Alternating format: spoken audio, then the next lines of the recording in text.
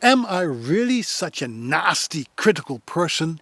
And did I spread misinformation about the Voice Arts Awards? Let's talk about that. I've been blogging for about 20 years now, and in those years I've managed to piss quite a few people off, and I'm actually proud of that. Because if you piss people off, it means they give a damn. Look at it this way. The worst thing that can happen to someone who creates content is to be ignored, to hear crickets, the sound of one hand clapping. I am outspoken, I know that.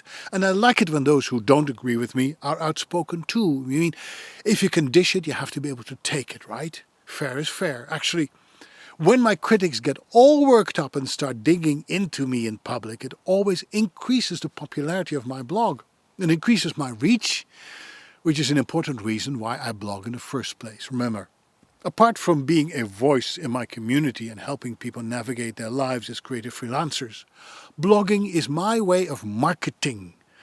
The more folks visit my site, the better it is for my Google ranking and rating. And the higher I rank, the easier it is for clients to find me, and that's exactly what's happening.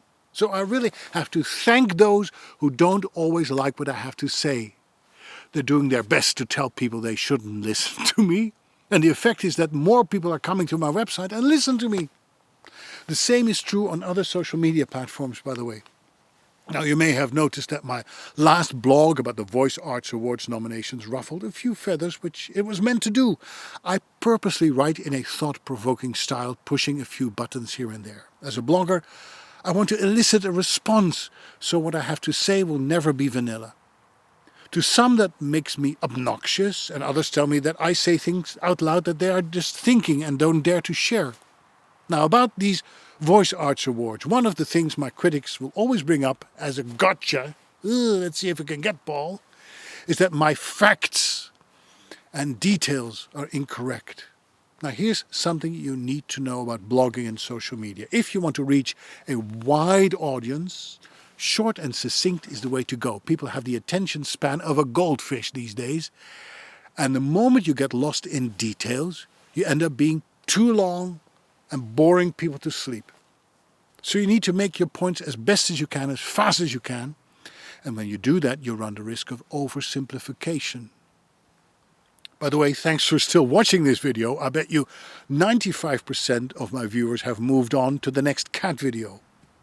Now, having to be short means that you have to be truthful, but you can't be fully comprehensive, which is great for the nitpickers. Oh, look at all the things that Paul left out. What would he mean by that? He's doing it on purpose. He's not giving all the details. He's not telling the truth.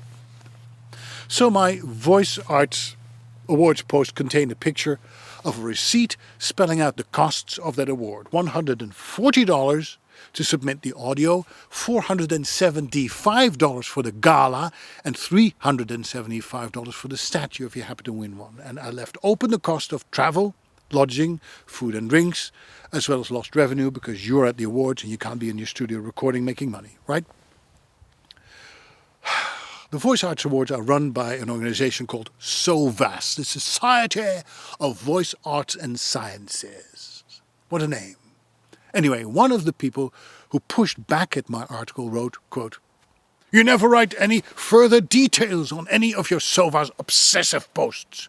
Your ticket gala picture in your post did not include that the gala comes with a pre-party, a 3-course dinner, and a post-party. How much should all of this be in your head? By the way, NAVA, the National Association of Voice Actors, just raised their membership prices by a lot. Will you be spreading misinformation on them too? Well," end quote. So in a few lines, I'm being accused of being obsessed with the Voice Arts Awards and spreading misinformation, and of not going after NAVA.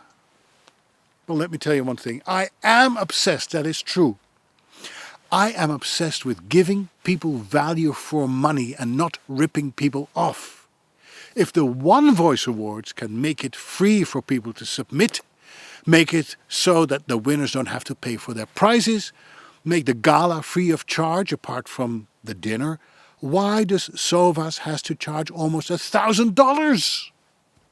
And in terms of misinformation, I wrote back, all the information used in my article comes from the SOVAS website and from charitynavigator.org.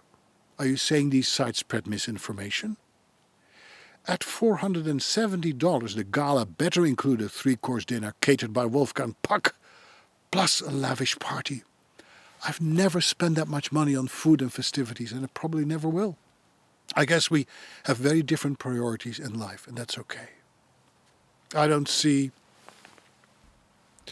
what NAVA has to do with this. You know, when you look at all they have done this year alone, the new membership price is a bargain, and I mean that. If you happen to go to the Voice Arts Awards, I hope you have a great time and that you feel your hard-earned money is well spent, whether you win anything or not.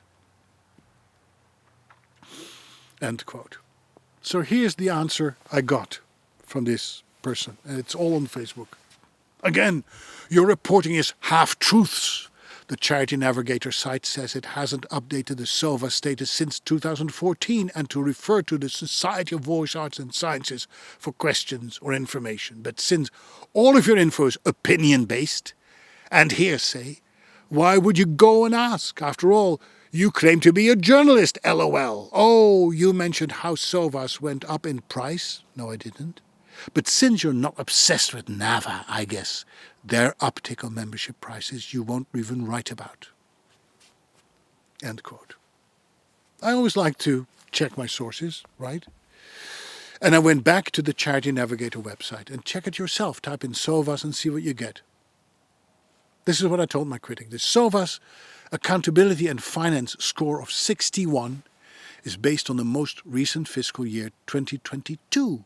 But rather than questioning why this score isn't 100 and why SOVAs doesn't have a 4-star rating or a conflict of interest policy, you choose to attack me for being obsessed. Any charity that has a less than stellar rating deserves scrutiny and needs to give an explanation for why their rating is so low, regardless of who's running it. You seem to be concerned about NAVA raising its membership fee from $125 to $175 a year, but you show no concern for SOVAs running an expensive competition that people at One Voice are able to run for free. If they can do it, why can't SOVAs, the people at NAVA? They are working hard on initiatives that benefit the whole industry.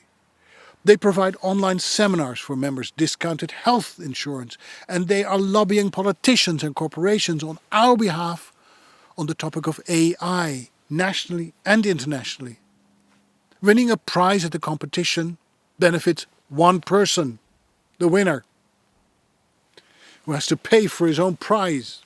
And by the way, as NAVA Vice President Karen Gilfrey can tell you, I have publicly criticized some of her opinions in the past, and we're still good friends. It's because both of us realize the value of having critical thinkers in our community who can point out flaws so they can be fixed.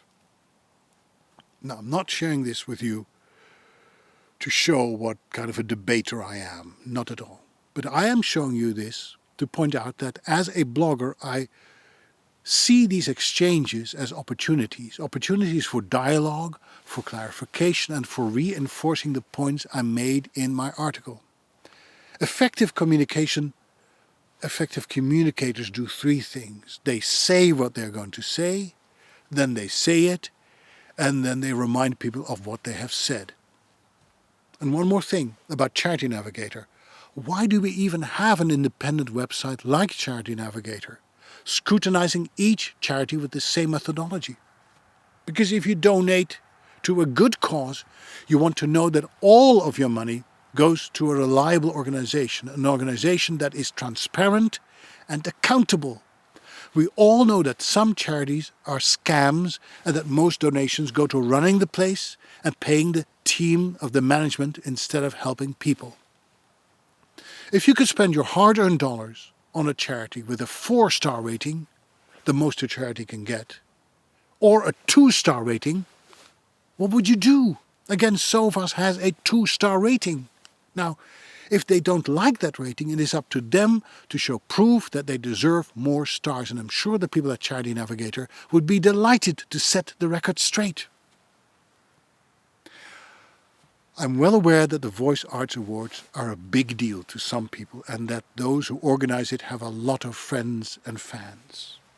Being critical about certain aspects of these awards may feel to some as if I am invalidating their accomplishments, but this is nothing personal.